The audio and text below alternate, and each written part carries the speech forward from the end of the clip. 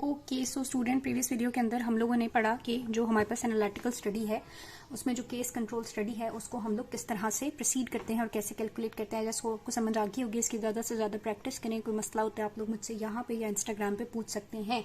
दूसरी चीज़ बेटे, analytical study का जो पार्ट होती है that is basically cohort study. Cohort study का थोड़ा सा ओवरव्यू मैंने आपको पहले भी दे दिया कि कोहार्ट स्टडी में जो भी रिस्क फैक्टर होता है हम उसको देखते हैं, ठीक है, कि पेशेंट एक्सपोज हो रहा है और फिर हम उसको स्टेप वाइज स्टडी करते रहते हैं कि क्या इस एक्सपोजर से उसको आगे चल के डिजीज डेवलप हुआ या नहीं हुआ। बेसिकली जब हम स्टडी स्टार्ट करते हैं, फिर इसकी भी 2-3 टाइप्स हैं, लेकिन यूजुअली इसका कॉन्सेप्ट ये है कि जब आप स्टडी स्टार्ट करते हो तो आपके पास जो रिस्क फैक्टर है उससे पेशेंट एक्सपोज्ड होना चाहिए लेकिन डिजीज प्रेजेंट नहीं होना चाहिए। यानी कि हम कॉज से किधर मूव करते हैं, इफेक्ट की तरफ, इसलिए इसको फॉरवर्ड स्टडी भी कहते हैं, ठीक है, क्योंकि हम लोग फॉरवर्डली आगे की तरफ मूव करके जा रहे होते हैं। अब इसको कोहार्ट स्टडी क्यों कहते हैं? कोहार्ट का मतलब बेसिकली ग्रुप होता है लोगों का। जैसे अगर हम गए ना, बकरियों का एक पूरा ग्रुप जा रहा है तो उसको भी कोहार्ट कहा जा सकता है, ठीक है। सो कोहार्ट का मतलब एक ऐसा ग्रुप होता है कम्युनिटी का, पॉपुलेशन का, लोगों का, इंसानों का, जानवरों का, कि जिनके अंदर बेसिकली क्या किया जा रहा होता है, जिनकी सेम कैरेक्टरिस्टिक्स होते हैं, सेम फीचर्स होते हैं। सो जिस भी ग्रुप को आप स्टडी कर रहे हो, यानी 40 to 60 ईयर वाले लोगों को आप स्टडी करोगे, इसमें से आप मेल्स को स्टडी करोगे और आप देखोगे कि अगर ये सारे के सारे स्मोकिंग कर रहे हैं तो मैं इनको हर 2 साल के बाद फॉलो अप करती रहूंगी और मैं देखूंगी 15 सालों बाद कितने लोगों को कैंसर हो चुका होगा। तो सेम एज ग्रुप है, सेम नेचर है, सेम रिस्क फैक्टर से एक्सपोज हो रहे हैं, यानी कि वो कर रहे हैं, ठीक है। अब इसकी एक बड़ी मशहूर एग्जांपल है, वो लोग उसको आपकी बुक में मेंशन करते हैं, जो सबसे पहले केस को हार्ट स्टडी की बेस भी बना, उसको हम फ्रेमिंघम हार्ट स्टडी भी कहते हैं। फ्रेमिंघम हार्ट स्टडी हम इसको इसलिए कहते हैं कि फ्रेमिंघम पता नहीं क्या यार बेटे जो भी है, उसने इसको इनिशिएट किया था बेटे। किस तरह से इनिशिएट किया था कि उसने फ्रेमिंघम हार्ट स्टडी, ठीक है, हाँ जी, उसने 1949 में क्या किया था कि तकरीबन कोई 5000 लोग जिनका लाइफस्टाइल और सब कुछ एक जैसा था, उन लोगों को लिया और फिर वो हर टाइम टू टाइम तकरीबन हर 2 साल के बाद इनको एनालाइज करता था, इनका फॉलोअप करता था कि इनमें से किसी को कोई हार्ट डिजीज तो नहीं डेवलप हुआ, ठीक है। और 30 ईयर्स तक वो इनका फॉलोअप करता रहा, यानी इसमें 15 टाइम्स उसने इनको चेक किया होगा। तो बहुत सारों को कंजेस्टिव हार्ट फेलियर जो है वो डेवलप हो गया या हार्ट रिलेटेड इश्यूज डेवलप हुए, कंजेस्टिव हार्ट डिजीज डेवलप हुआ। तो उसने फिर इनकी बहुत सारी फिजिकल फैक्टर और एजेंट और रिस्क फैक्टर को एनालाइज किया और फिर बताया कि कैसे कैसे ये चीज़ें होती रहीं जो कि कंजेस्टिव हार्ट डिजीज का कॉज बनी। सो ये स्टडी इसलिए की जाती है कि आपके जो लोग हैं, एक कम्युनिटी है, अगर वो एक एरिया का पानी पी रही है, एक वाटर सप्लाई का, तो हम देख सकते हैं कुछ टाइम के बाद कि क्या इनके अंदर हेपेटाइटिस तो नहीं हो गया। अगर है तो इसका मतलब है मे बी पानी में वायरस आ रहा होगा। तो बहुत सारी चीज़ें, लेकिन ये सेफ नहीं होती क्योंकि आपका सब्जेक्ट जो है उसके ऊपर एडवर्स आउटकम बेटे आ सकता है, ठीक है। अब हम लोग बात कर लेते हैं इसकी कुछ बेसिक टाइप्स की हैं। फिर अगेन मेन एम तो यही है ना कि आपको ग्रुप टेबल ड्रॉ करने आने चाहिए और कैलकुलेशन आनी चाहिए। टाइप्स के अंदर वो कहता है कि इसके अंदर 3 टाइप्स हो सकती हैं। एक हमारे पास सिंपल यही प्रोसेप्टिव टाइप होती है, जिसको हम लोग करंट कोहार्ट स्टडी भी कहते हैं। अब इसमें उसने एग्जांपल दी हुई है, उसने कहा कि एक लोग थे जो कि क्या कर रहे थे, माइनिंग इंडस्ट्री में काम कर रहे थे, ठीक है, और वो यूरेनियम से एक्सपोज हो रहे थे, ठीक है। हम स्टडी करना चाह रहे थे कि वो लोग जो यूरेनियम से एक्सपोज हो रहे हैं और वो लोग जो यूरेनियम से एक्सपोज नहीं हो रहे, क्या 25 सालों के बाद दोनों की जो लंग पिक्चर होगी वो सेम होगी या नहीं होगी। क्योंकि हो सकता है कि जो एक्सपोज हो रहे हैं उनको कैंसर डेवलप हो जाए।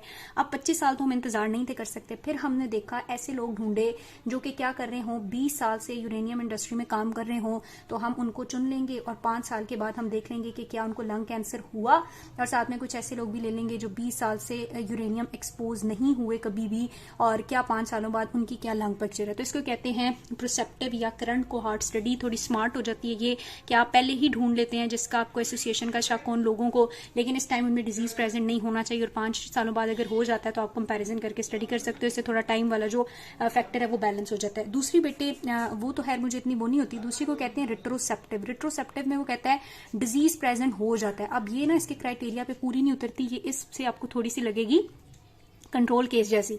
बहरहाल कहते हैं डिजीज प्रेजेंट होता है, हम लोग पीछे चले जाते हैं, यानी कि अगर उसको लंग कैंसर है, अब हमें लग रहा है कि वो यूरेनियम से एक्सपोज होता रहा इसलिए उसको लंग कैंसर है, तो हम पीछे फैक्टर्स देखेंगे और डाटा को कुछ इस तरह से एनालाइज करेंगे कि हम एंड पे इंटरप्रिटेशन में बताएंगे कि uranium exposure can cause lung cancer या uranium exposure will result in lung cancer. हम उसको उसके साथ इनिशिएट कर देंगे। अब दोनों बाई डायरेक्शनल भी हम कर सकते हैं। अब जो कोहार्ट स्टडी है, आपने उसको कब इंडिकेशन क्या है, कब आप कोहार्ट स्टडी कर सकते हो, जब कहता है जो भी आपका रिस्क फैक्टर है वो और डिजीज के दरमियान आपको एक स्ट्रॉन्ग कि जब जो आपका रिस्क फैक्टर होता है उसमें और डिजीज़ में जो एसोसिएशन है वो काफ़ी ज़्यादा स्ट्रांग हो।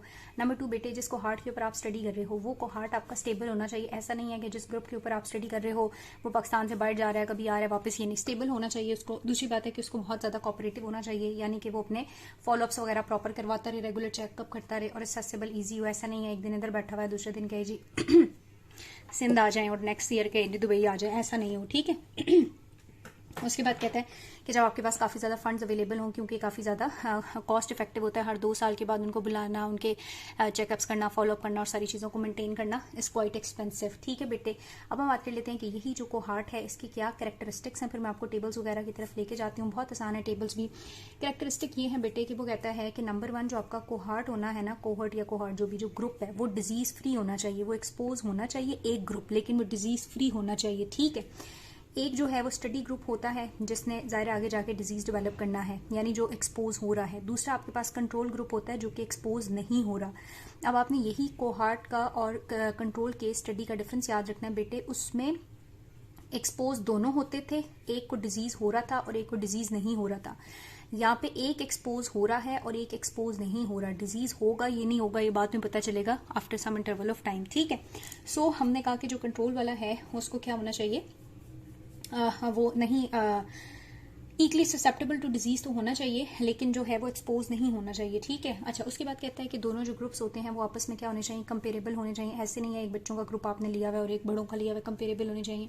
Diagnostic and eligibility criteria disease का जो है वो आपने बॉर्डर लाइन पहले से डिफाइन कर देनी है कि दोनों के अंदर अगर बीपी जो है वो 140 से ऊपर जा रहा हुआ तो हम कह देंगे कि वो हाइपरटेंसिव है, ठीक है। सो बॉर्डर लाइन डिजीज की आपने पहले से बता देनी। अब बात आती है कि जो केस स्टडी है हमने वो किस तरह से करनी है। सबसे पहले वो कहता है कि आपने जो सब्जेक्ट स्टडी करने हैं उनको क्या करना होता है, सेलेक्ट करना होता है कि जिनके अंडर आपने स्टडी करनी है, जिनके अंदर आपने ग्रुप्स बनाने हैं।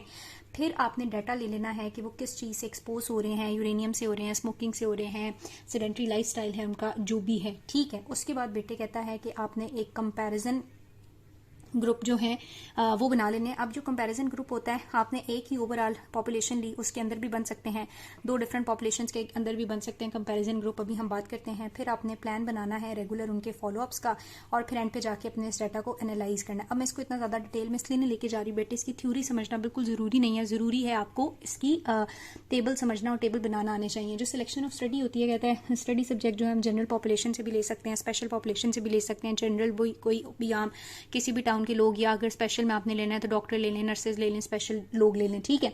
डाटा को फिर आप लोगों ने एनालाइज करना है। कोहार्ट जो है उसके मेंबर कितने हैं, उनका प्रीवियस क्या रिकॉर्ड है, उनकी मेडिकल एग्जामिनेशन, एनवायरमेंटल सर्वेज वगैरह, ये सारा कुछ। उसके बाद कहता है कंपैरिजन ग्रुप इंटरनल कंपैरिजन भी हो सकते हैं या एक्सटर्नल भी हो सकते हैं, या जनरल पॉपुलेशन से भी आप उनको कंपेयर कर सकते हो। फॉलो आप कौन ने करना होता है depending upon time, and then आपने डाटा को बेटे एनालाइज करना है। अब एनालिसिस इंपॉर्टेंट है, यही आपसे पूछी जाती है, ये आपको आनी चाहिए।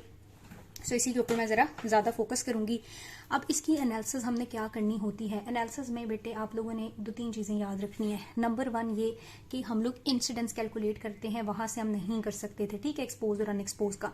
दूसरी बात है बेटे हम लोग यहाँ से रिलेटिव रिस्क निकालते हैं। रिलेटिव रिस्क जो है वो सबसे ज़्यादा अप्रोप्रिएट एक फैक्ट होता है जितनी भी मेजरमेंट्स हैं हमारे पास। उसके बाद हम यहाँ से एट्रीब्यूटेबल रिस्क निकालते हैं और इसी तरह हम एट्रीब्यूटेबल रेशो भी कैलकुलेट करते हैं, ठीक है। एक पेपर में आया हुआ है कि रिस्क निकालने फिर रेशो भी आया हुआ है, जब उसको 100 या 1000 या लाख से मल्टीप्लाई। देखो बेटे अगर आप 100 से मल्टीप्लाई करोगे, फॉर एग्जांपल 10% आ रहा है तो मैं कहूँगी 10% इसका रेट है एवरी 100%। मैं 1000 से करूंगी तो ज़ाहिर है मेरे पास 100 आ जाएगा आंसर, तो मैं कहूँगी इसका 100% है पर 1000 पॉपुलेशन, ठीक है। सो इस तरह जितनी आप यहाँ पे मल्टीप्लायर बढ़ाते जाएंगे उतना आप इंटरप्रिटेशन में लोगों को मल्टीप्लाई करते जाएंगे, पर 100 पर 1000 एंड दिस एंड दैट, ठीक है। अच्छा, अब वो कहता है कि एक तो आप लोग यहाँ से इंसिडेंस कैलकुलेट करते हो, दूसरा आप रिलेटिव रिस्क कैलकुलेट करते हो, तीसरा एट्रीब्यूटेबल रिस्क जो है वो हम कैलकुलेट करते हैं, और फोर्थ जो है वो हम प्रेडिक्टेबल रेशो या प्रेडिक्टेबल रिस्क जो है वो भी कैलकुलेट करते हैं। अब ये सारी चीज़ें किस तरह से कैलकुलेट की जाती हैं, पहले हम टेबल ड्रॉ करेंगे, उसको समझेंगे और फिर हम देखेंगे कि ये फैक्टर्स हमने किस तरह से कैलकुलेट करने हैं, ठीक है। इसके लिए हम लोग क्या ले लेते हैं, पहले टेबल ड्रॉ करते हैं, एक एग्जाम्पल ले लेते हैं और फिर ये सारे वाले फैक्टर्स जो हैं वो ड्रॉ करते हैं।